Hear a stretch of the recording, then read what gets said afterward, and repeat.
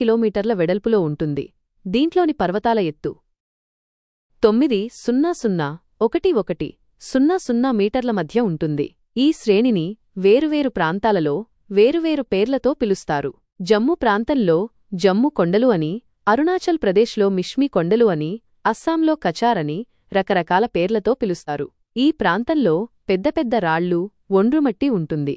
నిమ్న హిమాలయ, శివాలిక్ శ్రేణుల మధ్య ఉండే లోయలను స్థానికంగా డూన్ అంటారు. వీటిలో కొన్ని ప్రసిద్ధిగాంచిన డూన్లు డెహ్రాడూన్, కోట్లీడూన్, పాట్లడూన్ మొదలైనవి. హిమాలయాలకు తూర్పువైపున సరిహద్దుగా బ్రహ్మపుత్ర లోయ ఉంది. అరుణాచల్ ప్రదేశ్లో దిహాంగ్ లోయ తరువాత హిమాలయాలు జడపిన్ను వంపు హేర్పిన్ బెండ్ తీసుకుని దక్షిణానికి తిరిగి ఈశాన్య రాష్ట్రాలన్నింటిలో విస్తరించి ఉన్నాయి. భారతదేశానికి ఇక్కడ తూర్పు సరిహద్దుగా కూడా హిమాలయాలున్నాయి. ఈ పర్వతాలను పూర్వాంచల్ అంటారు. ఇవి అవక్షేప